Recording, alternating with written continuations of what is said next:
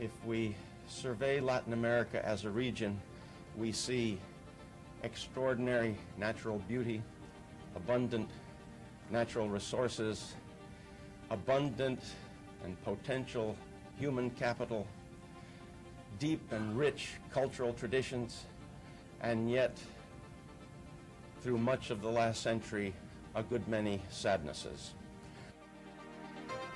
We're truly excited to have you here today and hope you enjoy the day's events.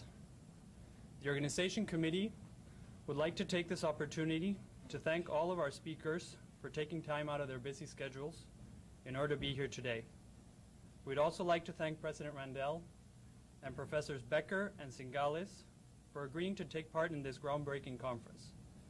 Similarly, we would like to express our profound appreciation to all of our sponsors who were instrumental in putting this conference together. Finally, we would like to thank everyone who worked really hard during the last 6 months in order to make this event a reality. Over the next couple of hours, you will be able to gain first-hand knowledge regarding current business and economic trends in Latin America from some of the most prominent figures in the region today. We hope that this forum will add to your understanding of Latin America's ever-increasing role in today's global economy.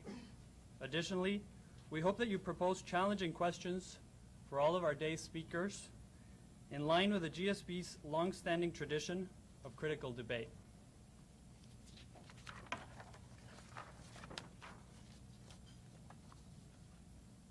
It is now my honor to introduce to you the President of the University of Chicago, who will provide us with the day's opening remarks. Don Michael Randell attended Princeton University, where he received a bachelor's, MFA, and PhD's degrees in music. He joined the Cornell University faculty in the Department of Music in 1968. Thereafter, he served as department chair, vice provost, associate dean, and dean of the College of Arts and Sciences. In 1995, he was named provost of Cornell University. He later became president-elect of the University of Chicago on December 13, 1999. He began his term of office in July 1st, 2000. His scholarly specialty is in the music of the Middle Ages and Renaissance in Spain and France, but his interests incorporate music as diverse as Latin pop and jazz. Under his editorship, the new Harvard Dictionary of Music was published in 1968, and he completed the companion Harvard Biographical Dictionary of Music in 1996.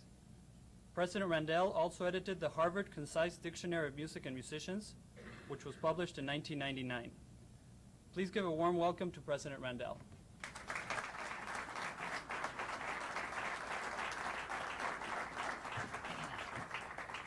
Muy buenos días a todos. Me es un gran placer darles la bienvenida a la Universidad de Chicago. Welcome all.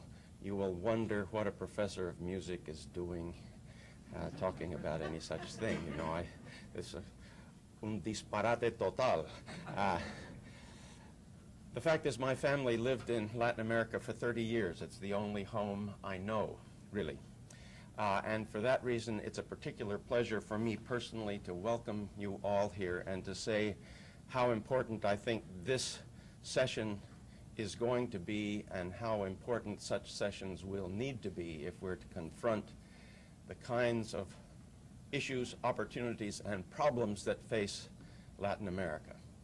If we survey Latin America as a region, we see extraordinary natural beauty, abundant natural resources, abundant and potential human capital, deep and rich cultural traditions, and yet, through much of the last century, a good many sadnesses. Unfortunately, it has to be said that Latin America has not benefited from its neighbor, the United States, in the ways that it ought to. The United States' policy with respect to Latin America has seemed at moments to swerve between misguided interventions and equally misguided inattention. Of course, the solution to Latin American problems must be Latin American solutions. But we must all work together for the benefit of the whole region.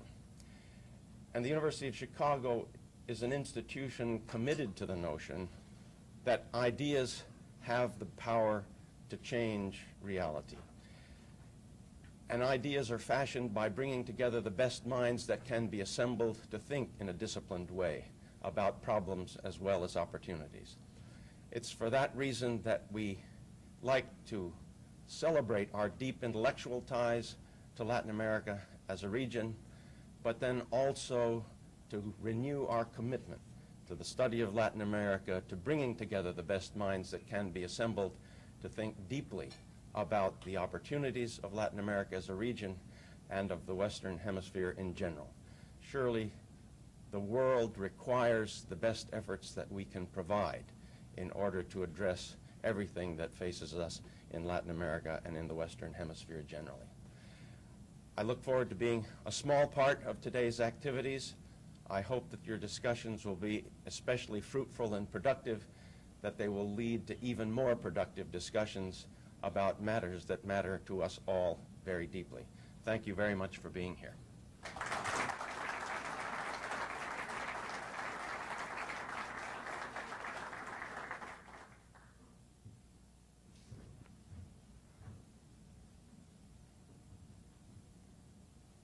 It is now with great pride that I present to you our morning keynote speaker. Dr. Pedro Aspe has been since April 2001 Chairman of the Board and Chief Executive Officer of Protego Asesores Financieros, a leading investment bankery advisory firm in Mexico. From 1996 to March 2001, Dr. Aspe was Chairman of the Board of Vector Casa de Bolsa, an investment banking firm in Mexico City. Dr. Aspe has also been since 1995 a professor at the Instituto Tecnológico Autónomo de México, located in Mexico City. Dr. Aspe has held a number of positions with the Mexican government and was most recently the Secretary of Finance and Public Credit of Mexico from 1988 through 1994.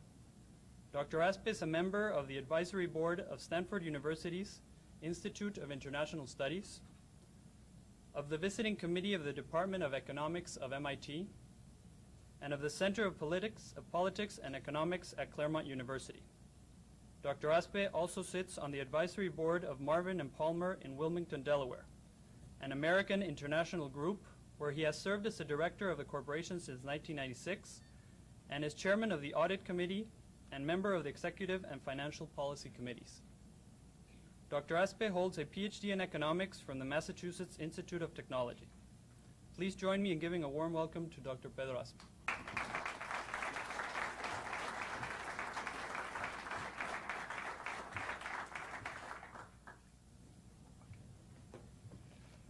Thank you very much.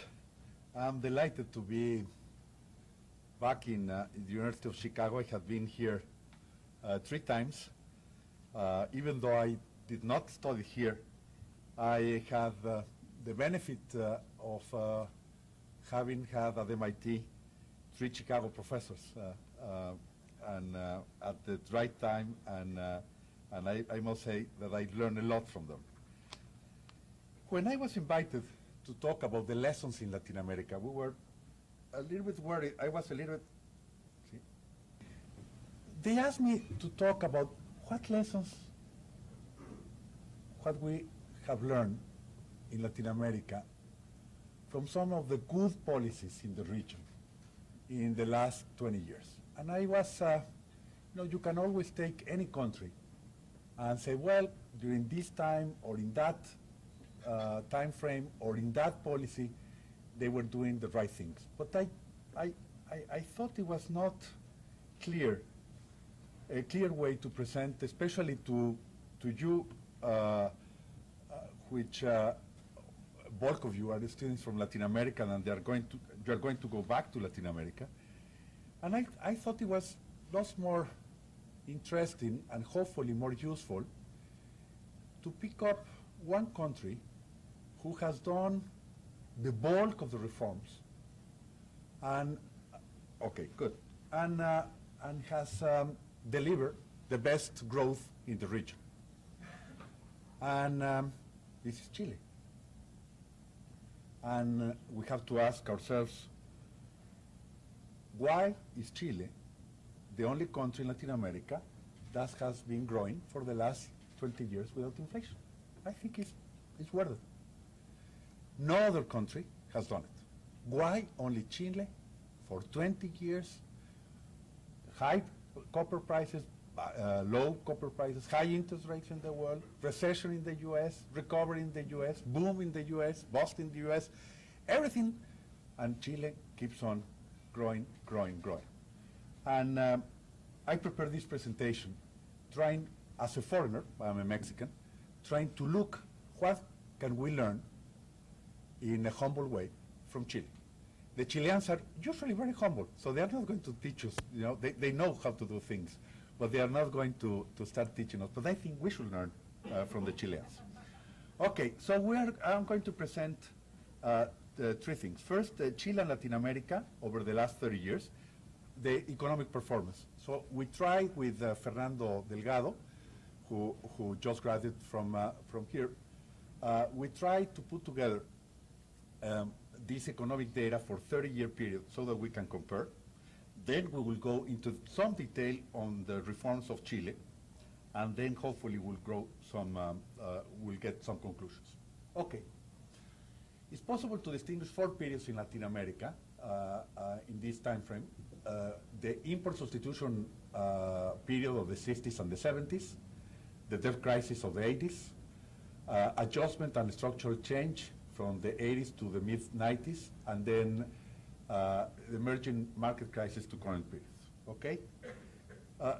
We know about the import substitution period, and basically they were heavily dependent on imported inputs and monopolistic control over the domestic markets because the economy were obviously closed. And very interesting that in that period of no competition, no open borders, the countries that performed the best were Brazil and Mexico, and Chile clearly underperformed relative to Brazil and Mexico. In fact, if we look at that period, external debt, Chile not only had the worst performance during that period, but they have the worst performance also on the dependency on debt and on inflation. Look the inflation rates of Chile. Okay. Okay.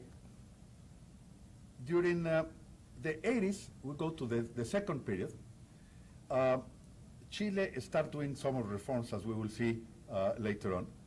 And it was the only country that during that period had no fiscal deficit. Very interesting.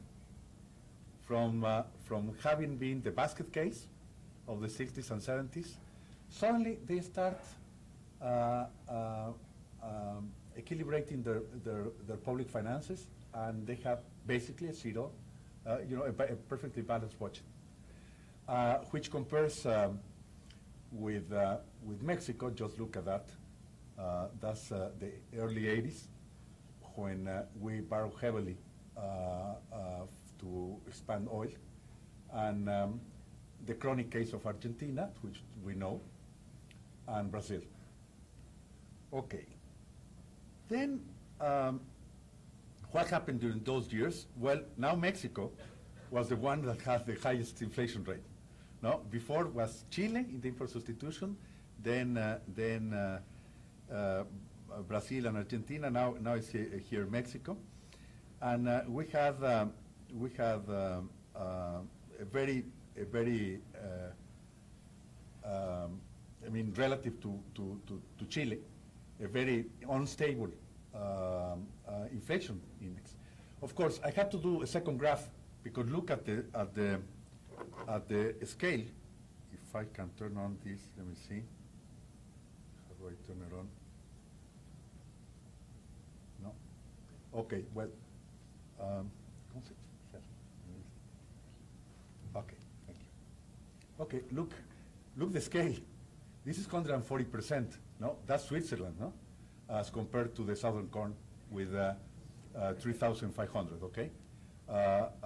Which was the inflation rates of Argentina, Brazil, and the rest. Okay. Then, this is the most important graph, and which is complicated to gather because there are so many sources, etc. So we spend a lot of time trying to do this. And this is the first lesson, and I really would want to focus on this. If out of this talk we can remember three things, this will be the first one. I really think it's important. Look, basically the Chileans on the fiscal, this is measuring the fiscal deficit relative to GDP. So here is -5%, -10%, etc. And you see that Chile, over all this period, basically had equilibrium, and in fact, in 15 years have been having a surplus. That is, what it means is really is retiring debt, because with the surplus you pay back debt. The only country that has done it. Let us look at Brazil. If you look at Brazil, they have good years, and whoop, they slip. Crisis, of course, whoop, they come back, they got the equilibrium, again. You look at Argentina with fiscal deficits. Finally, it seems that they were having equilibrium, again, fiscal deficits. And if you look at Mexico, we have these huge deficits, and finally we were able to correct this for a while, for some 5 years or so, and then again we have a slip back into a fiscal deficit of around 3% at the present moment. So really the only country that has had perfect equilibrium in the last 10, 15, 20 years is Chile. Very important to remember. Okay, now let us look at, in this phase 3, the adjustment and structural change, what has happened to growth? Well, we're saying that Chile was underperforming if you look at the 60s and 70s, even to the 80s, and suddenly, because of putting their house in order on the fiscal side, Chile is, during the period 80 to 90, is the country that grows the most, followed by this, the world rate of growth, and this is the other countries, Mexico and Brazil and Argentina. Look in inflation rates.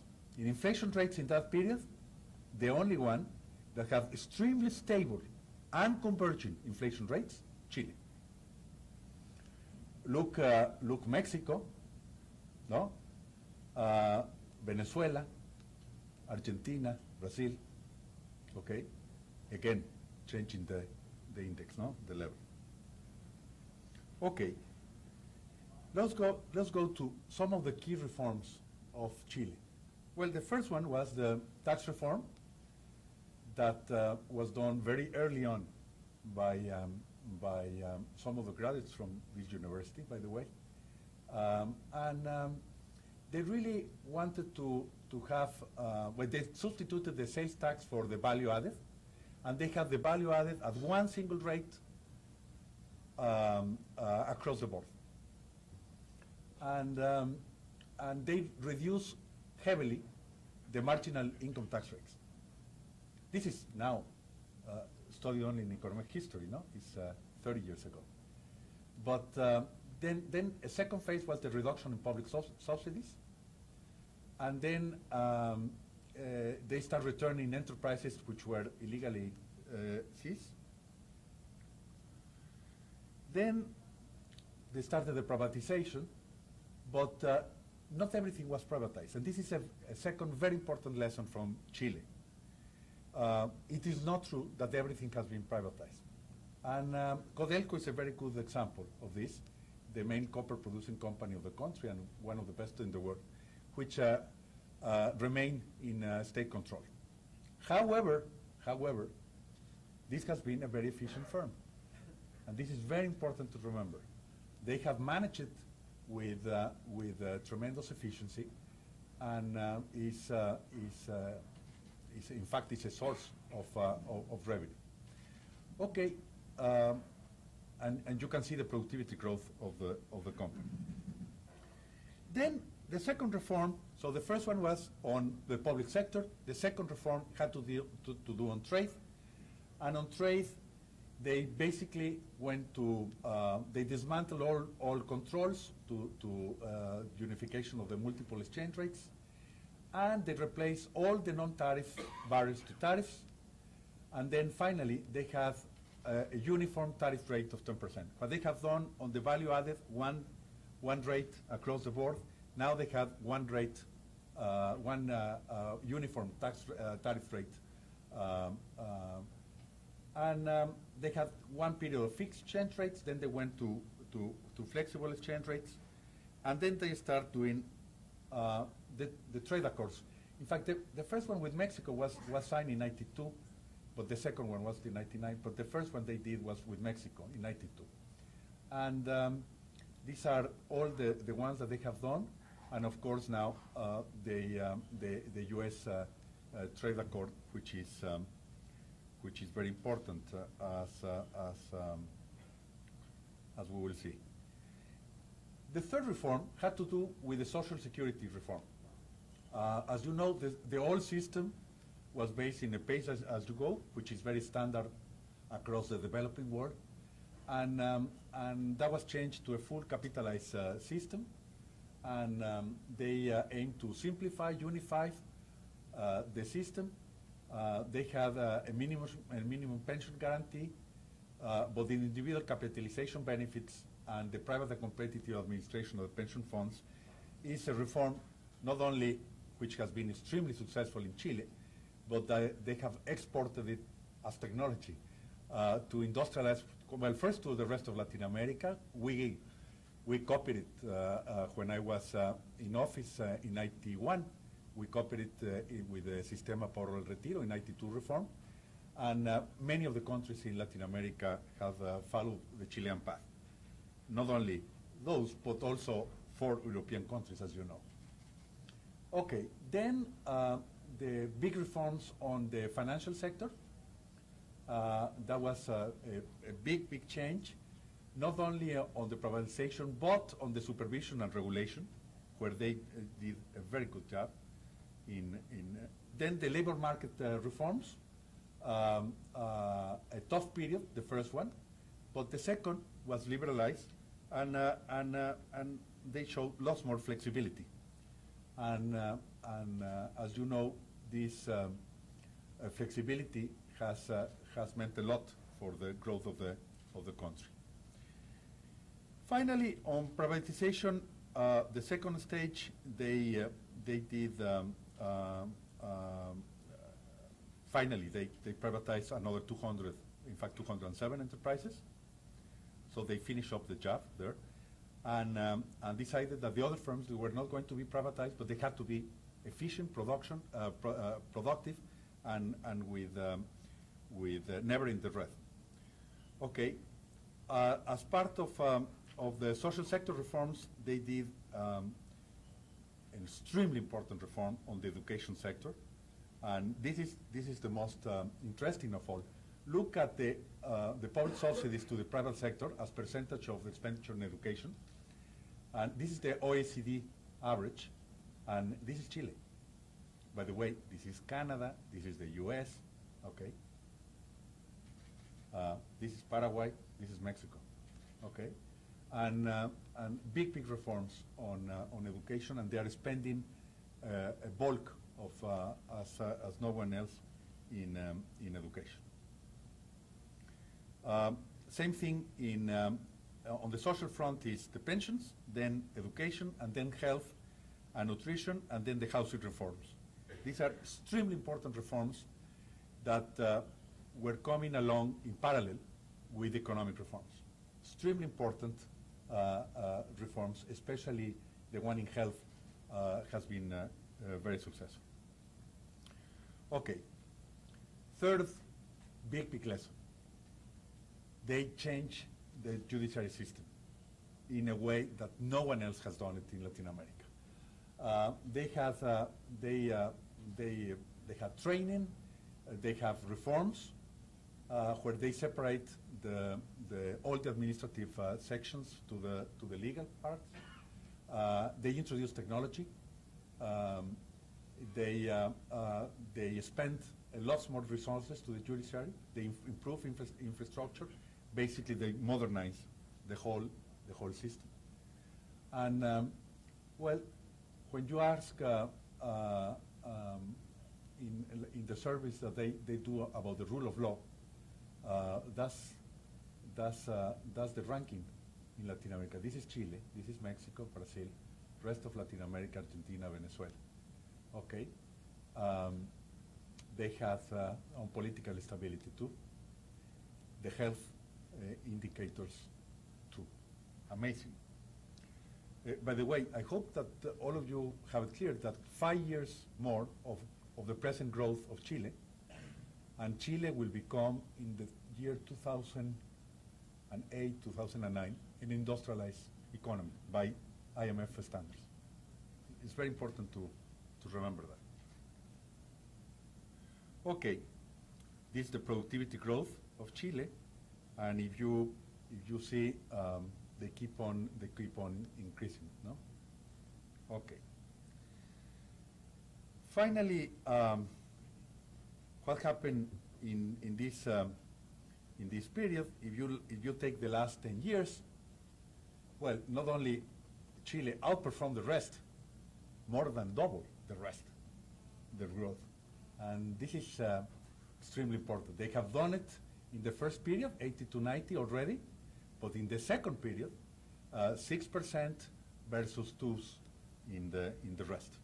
I think this is very important to put it in context, and the Chileans do not like to tell us this. That's why it takes a Mexican or a Brazilian to show it.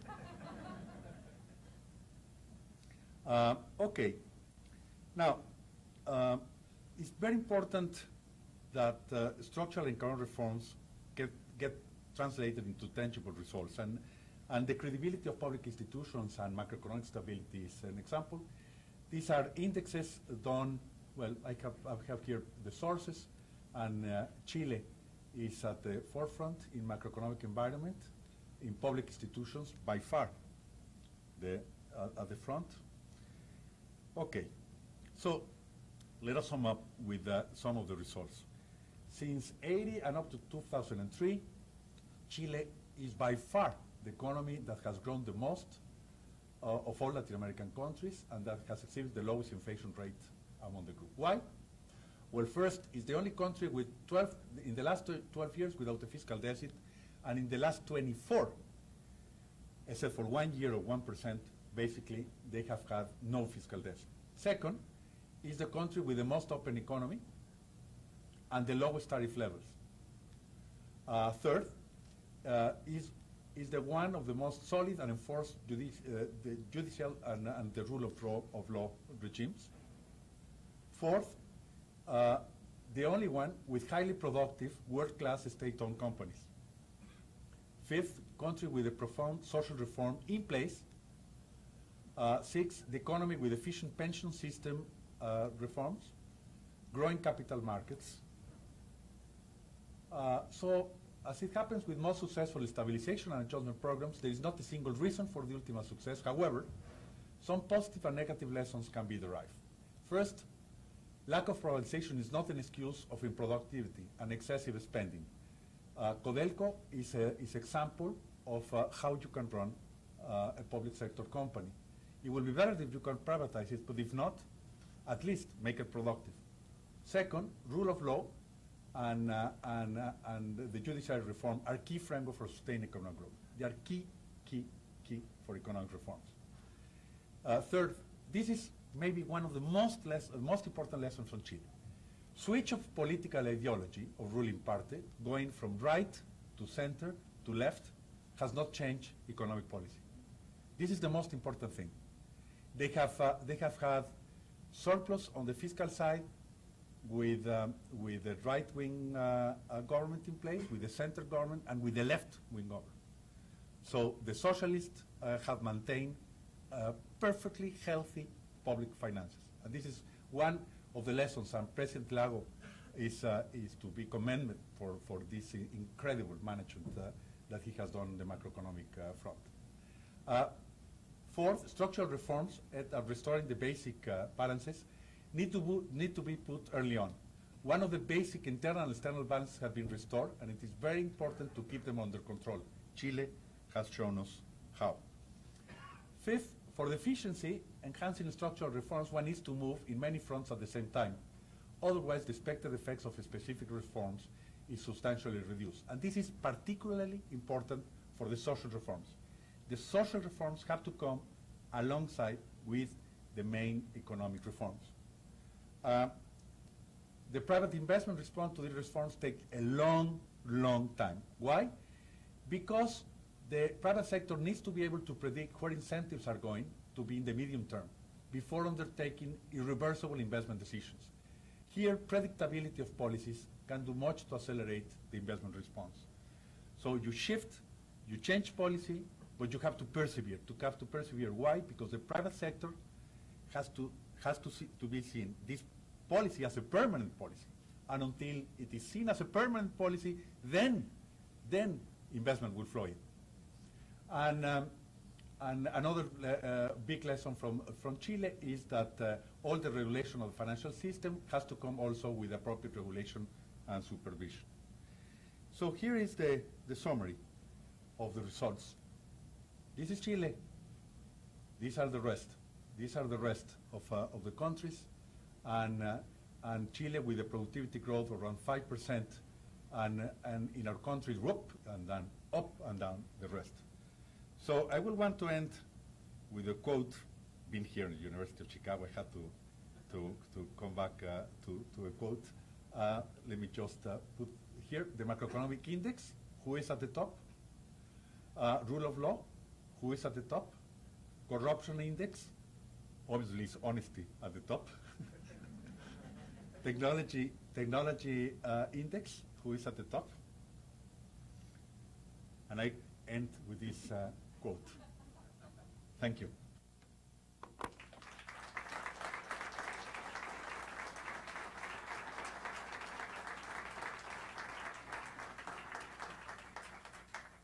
Thank you, Dr. Aspe, for such a great presentation.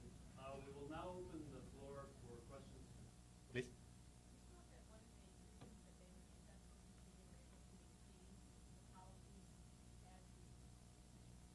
You said that Chile was able to maintain their economic policies regardless of the change in government parties. Can you talk about or expand on how that was likely executed? Yeah. I'm a foreigner in terms of Chile, so let me tell you my opinion from the outside. When they started the policies, they start communicating to the population that all these savings from all these things on privatization of the malfunction of public sector companies, etc., they were going to do a social reform exactly at the same time. So people were seeing, well, we are not having these things, but we are having these other things. That's first. Second, they open up the political system. And when they open up the political system, they have laws in place where they have to go to Congress. And they have to explain perfectly well all the policies in Congress. They have a tremendous diffusion of information of the public sector finances. Third, and I think it's one of the most important things, they did some changes that in order to reverse them were practically impossible. Example, the very early on independence of the Central Bank of Chile. The independence of the Central Bank of Chile cannot be reversed.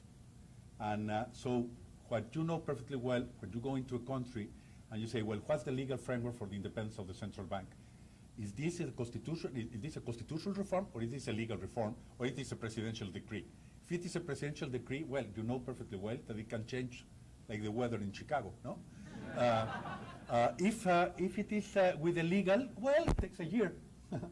If it is a constitutional mandate, it's very, very complicated. Practically, it's irreversible.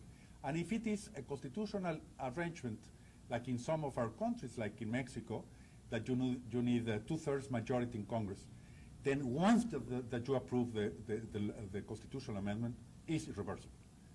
That's some of the lessons, for instance, that I learned personally from Chile. And when we proposed independence of the Central Bank of Mexico, when I went to Congress to defend the constitutional amendment, I remember very well a deputy asked me, Mr. Aspe, are you copying Chile? Aren't you ashamed? I said, no, I'm not ashamed. We're copying Chile, yes, but we're copying also Holland, and we're copying New Zealand, and we're copying Germany. Big, good central banks with constitutional reforms so that this cannot be reversed. And I think that's a very important lesson also.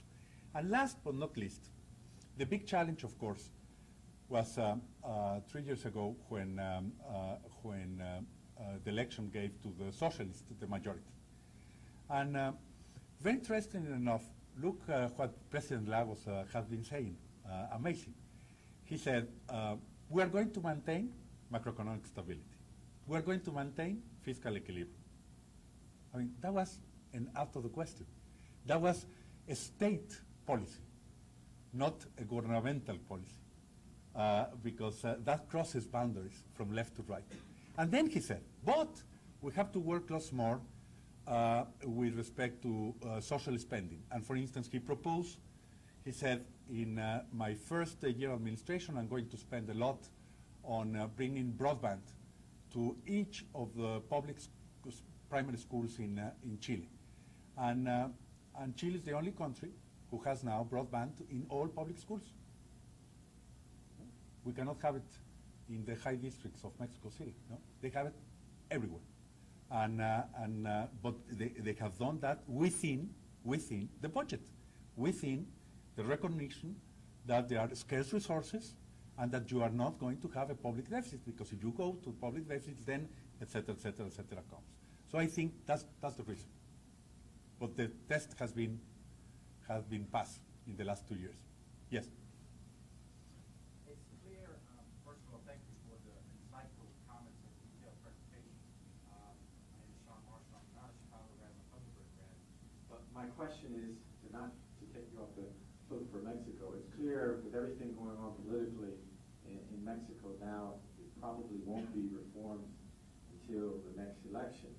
But could you comment a little bit about what needs to happen, whoever becomes the new president, what needs to happen in Mexico in order for the long-term growth outlook to be improved similarly to what's done in Chile? Yeah, well, basically, we have, in terms of the reforms, we have 3 big reforms pending relative to Chile. On the pension reform, we did it on the private sector. We haven't completed on the public sector. Secretary Gil Diaz, Secretary of Finance of Mexico, and a graduate of Chicago, and a teacher of mine, by the way, is proposing the pension fund, the extension of the pension fund reform to the public sector. That's key, absolutely key. That's one of the big reforms. Second, we have a big requirement on energy. We have, Mexico is an energy abundant country with the highest prices of energy in the world, kind of off. And third, we need to advance lots more on education and health reform, on the social reforms. So it's, we have done some of the reforms, as the Brazilians have done some of the reforms, the Argentinians have done some of the reforms, but we have not done the basic ones. The only country that has done the basic reforms is Chile, and that's why the sustained growth. Yes.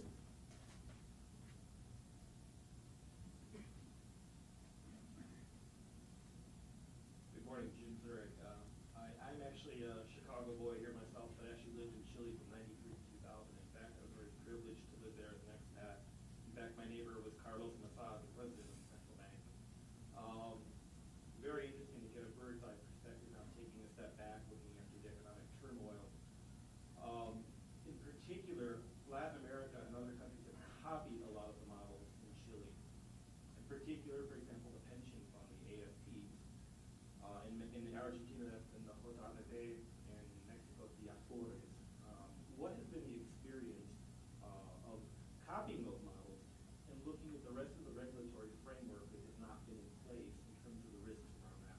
Yeah, well, I can comment only on Mexico.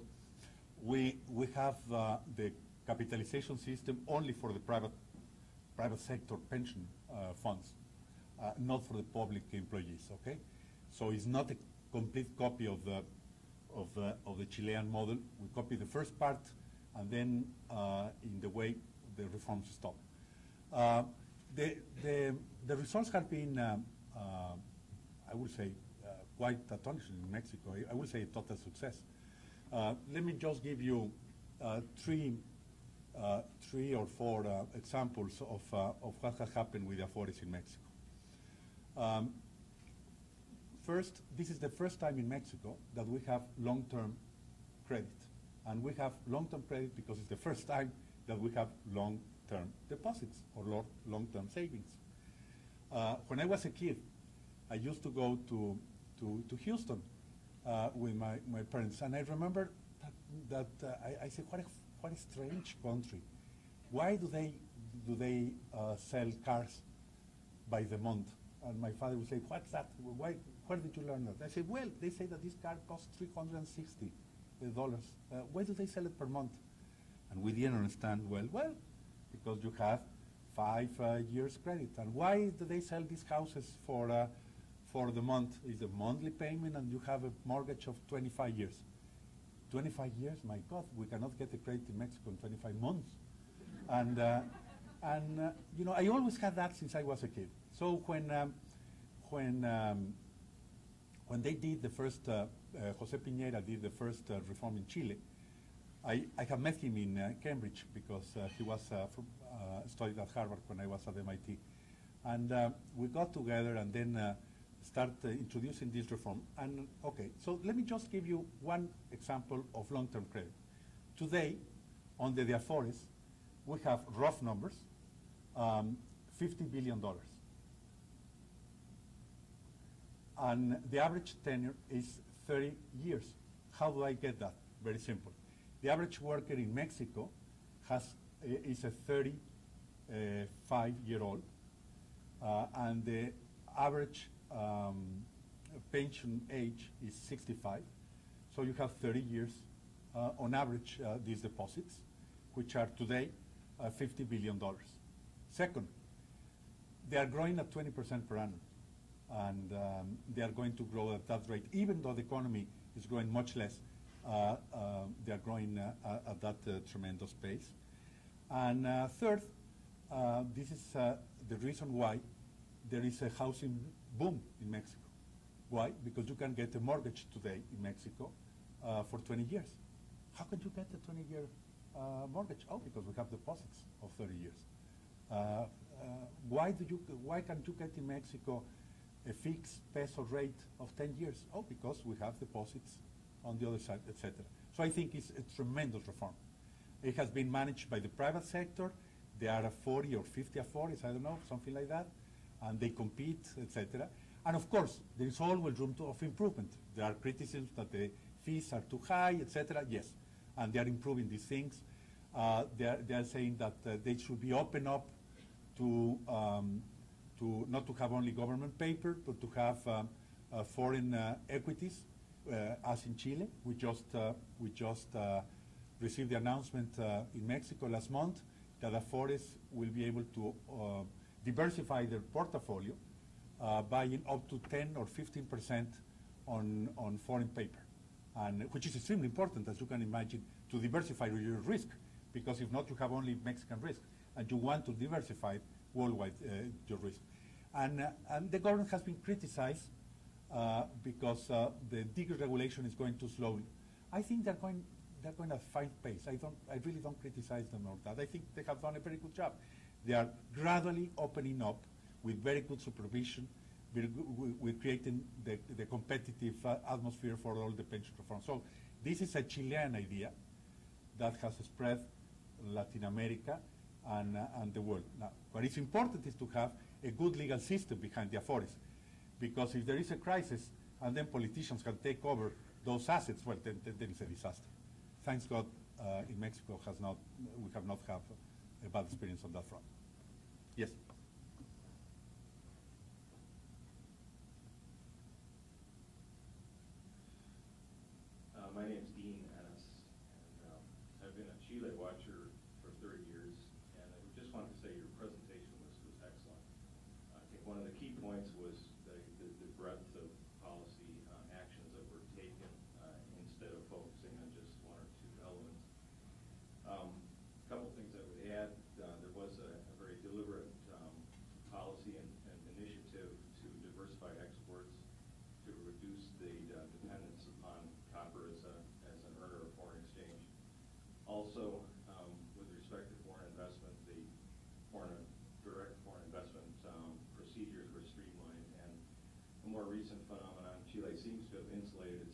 somewhat against the hot money problem by making a slightly restrictive portfolio investment policy.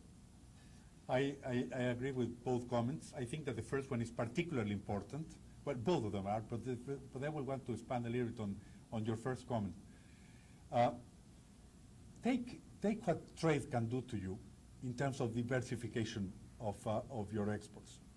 And I want to give you 3 examples of this amazing thing. In 1980, Mexican exports was 90% oil. In 1980, yeah. And Venezuela's exports were 80% oil, the same. Mexico opened up, Venezuela didn't. So what happened 25 years later? Venezuela has 85% concentration on oil, and for us, I think it's 5%, 8%, with high prices at this moment. It used to be 5, absolutely, and it's now 8%. So it's a total diversification. And this is extremely key, extremely key. Second comment, you know, in Mexico, we have a free trade agreement with Chile since the early 90s.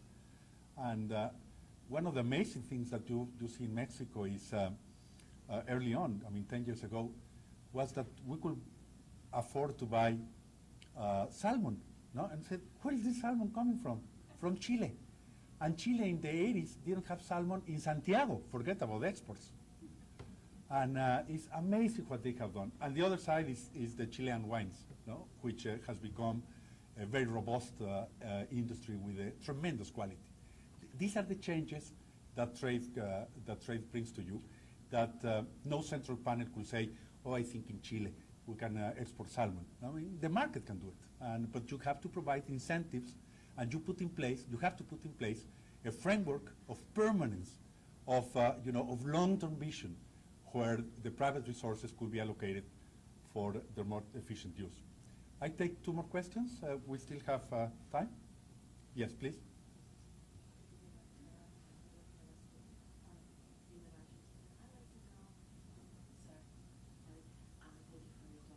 I'd like to know what was the role of external investments in Chile in order for it to grow, and were there after the fiscal implementation of policies? It took a long time. The foreign investment to Chile took a long time because of 3 things. First, it was very far away. Second, it has had a lot of volatility on their macroeconomic policies. And third, they had a big period of nationalization and confiscations, etc. So it took a long time. But they persevered. That's one of the key results. If you want to have short-term results, forget it. I mean, what you have to do is like if you have these oil tankers, you change the direction, and you change the wheel, and you have to wait because it keeps on going like that, and finally it starts turning towards growth in that sense. But you have to persevere. You have to persevere. So it took a long time. So what I really commend the Chileans for, it was that they persevered.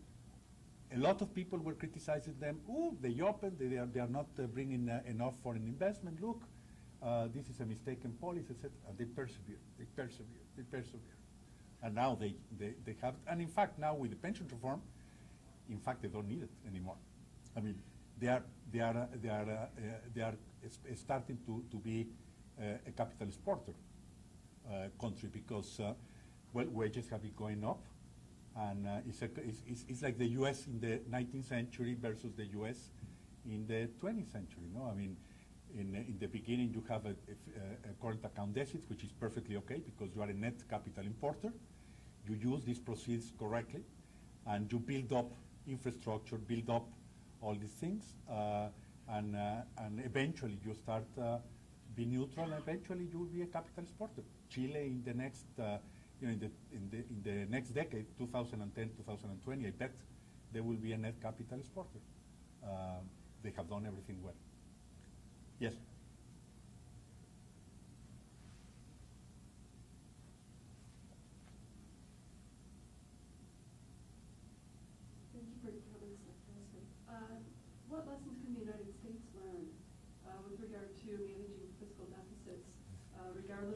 party is in charge. Oh my God.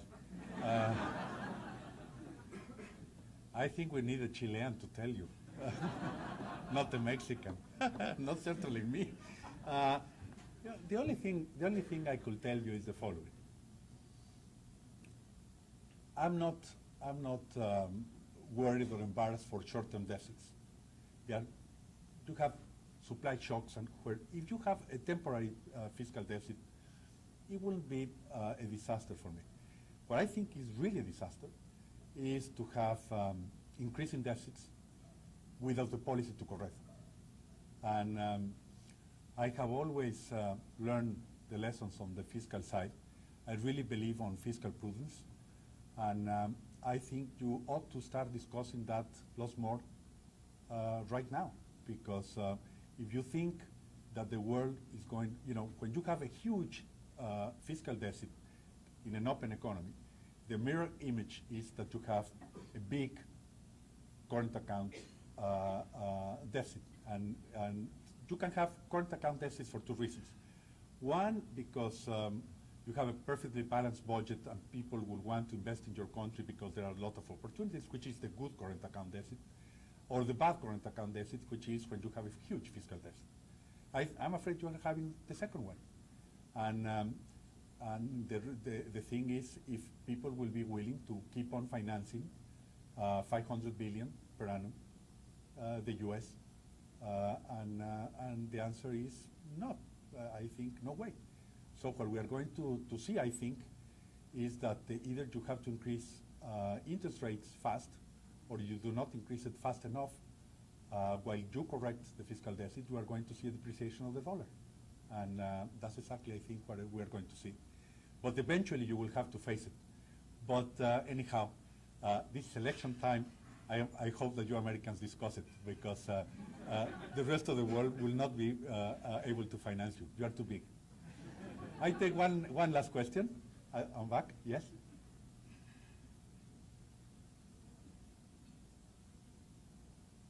You were talking about there's a lot of reforms that are in place at the same time. You were talking about fiscal, judicial reforms, but it seems that it could be argued that something that precedes all those reforms would be sort of an institutional change where people in that country will say, okay, this is where we want to go, and we're going to change within these boundaries instead of going this way, and then next. Do you think that there's something that preceded these changes, and what could it be? Because it seems that if you start putting certain pieces, but you don't put all of them at the same time, then you won't get those results. Do you have any thoughts about those institutional reforms that need to precede such a change? Well, I think it's impossible to do very early on everything. So what you have to do is, in the beginning, you need leadership. And why leadership? But that's something that we learned, by the way. Excellent papers come out to this school on leadership. You need leaders because it's like when you are in a sailboat. I was last year with my youngest son in sailing in a lake, and I'm not a very good sailor, but we had suddenly a storm came to the lake, and we were very scared, and we were tacking, and I said to my son, put your hand on top of that. We are going to keep the direction. And the boat was doing this, a small sailboat, and it was just doing like that. And then said, "Daddy, should we turn?" I said, "No, if we turn, we really will go overboard. We have to, to keep the strong hand there." And I remember my son looking at the front of the boat, and my hand was hurting, because he was holding tight. And finally, we passed the reform. All the things I have done to educate him, I think that was the most important one. Why? Because when you have headwinds and you said, okay, things are rotten and they are criticizing you, this is goes too slow, this is not good, this is, how they call it now, neoliberal stuff, and this is for the rich, all these things, and say, look, we have to persevere, we have to persevere. That's what leadership is all about. And that's what really can change societies. And as the president of the university said, never underestimate the force of ideas. Ideas can do wonders. Thank you.